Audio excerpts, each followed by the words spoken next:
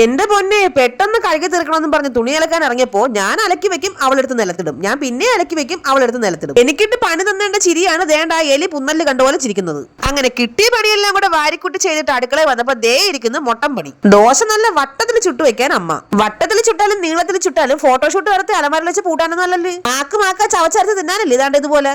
ഇവിടെ പിന്നെ വട്ടം ആയാലും നീളം ആയാലും പുളി ആയാലും കയ്പായാലും ഒറ്റ ആക്ഷൻ. ഇതിനിടയ്ക്ക് ചില്ലുകുപ്പി കിടന്ന ഗപ്പികൾക്ക് ഫിഷ് പുട്ട് കിടക്കുന്നതിനിടയിൽ പുറത്തൊരു ഒച്ച കേട്ടിട്ട് ചെന്ന് നോക്കിയപ്പോ അമ്മയുടെ കയ്യിലിരിക്കുന്ന ദേണ്ടൊരു മൊട്ടൻ ചൂര. ചൂരയ്ക്കൊന്നും പണ്ടത്തെ പോലെ ഒരു ബഹുമാനം ഇല്ലെന്ന് അമ്മ. അത് ശരിയാണ്, പണ്ട് ചൂര വെട്ടാൻ വരുമ്പോ എണിച്ചെന്ന് 2 സല്യൂട്ട് അടിക്കുമായിരുന്നു. പിന്നെ അല്ല, ഇനി മീൻകറി വെക്കാൻ അമ്മ പറയുന്നതിന് മുന്നേ ചൂലെടുത്ത് മുറ്റം അടിച്ച് അമ്മയെ പറ്റിക്കാന്ന് വിചാരിച്ചിറങ്ങിയതായിരുന്നു. അപ്പോഴാണ് രാവിലെ മുതൽ എനിക്കിട്ട് പണികൾ മാത്രം തന്നോണ്ടിരുന്ന ശീതുട്ടി അടയ്ക്കണത്. എന്നാ പിന്നെ അങ്ങനെ വിട്ടാൻ പറ്റില്ലല്ലോ. ഒരമ്മ എന്ന നിലയ്ക്ക് നമുക്കറിയാവുന്ന എല്ലാ വിദ്യയും മക്കളെ പറഞ്ഞ് പഠിപ്പിക്കണമെന്നാണ്.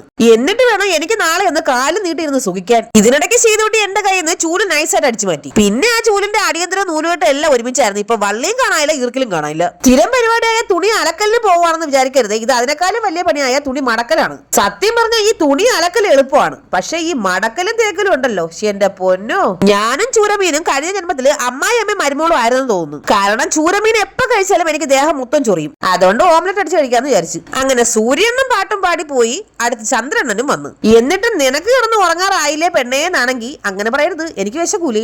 മസാല ഓംലെറ്റ് ഉണ്ടാക്കാൻ ഫ്രിഡ്ജിനകത്തുണ്ടായിരുന്ന ആകെ മൊത്തം പച്ചക്കറിയും വെട്ടിക്കൂട്ടി മുട്ടക്കകത്ത് ഇട്ടിട്ടുണ്ട്. ഇത് നോൺ സ്റ്റിക്ക് പാനിന്റെ അച്ഛനോ അപ്പനോ അങ്ങോട്ടാണ്. അത്രയും പഴക്കൊണ്ട് ഈ സാധനത്തിന്. ഇപ്പൊ നോണില്ല, കംപ്ലീറ്റ് സ്റ്റിക്ക് മാത്രമേ ഉള്ളൂ. എന്തൊഴിച്ചാലും അന്നേരം ഒട്ടിപ്പിടിക്കും. അങ്ങനെ കെട്ടിയോനടുത്ത് ഫോണിൽ സംസാരിച്ചുകൊണ്ട് ഓംലെറ്റ് ഒന്ന് തിരിച്ചിടാൻ വേണ്ടി നോക്കിയതായിരുന്നു. അപ്പോഴാണ് മനസ്സിലായത് പാത്രവും ഓംലെറ്റും തമ്മിൽ വിട്ടുപിരിയാൻ വയ്യാത്ത അത്രയും ബന്ധത്തിലാണെന്ന്. മനസ്സിലായില്ലല്ലേ ഓംലെറ്റ് നൈസായിട്ട് പാളിയെന്ന്. ഇനിയിപ്പോ ഓംലെറ്റിന് പകരം തോരൻ കഴിക്കാം. അങ്ങനെ ചോറും പച്ചക്കറി ഇട്ടുണ്ടാക്കിയ മുട്ടത്തോരനും നല്ല നാരങ്ങ അച്ചാറും. ഇയാള് ചൂര മീനും വെച്ച് തട്ടിയിട്ട് വന്നിട്ടാണ് ഇപ്പൊ എന്റെ ചോറും മുട്ടയും കൂടെ തട്ടുന്നത്. ചോറ് കഴിക്കുന്നതിനിടയ്ക്ക് വെറുതെ ഒരു ആവശ്യമില്ലാതെ പാത്രത്തിന്റെ സൈഡിൽ ഇരുന്ന് നാരങ്ങ എടുത്തൊന്ന് കഴിച്ചു നോക്കിയതായിരുന്നു. വായ മൊത്തം കഴിച്ചിട്ട് മനുഷ്യന്റെ അടപ്പളായി പോയി. നമ്മുടെ ചാനൽ എല്ലാവരും സബ്സ്ക്രൈബ് ചെയ്ത് സഹായിക്കണേ. ടാറ്റാ.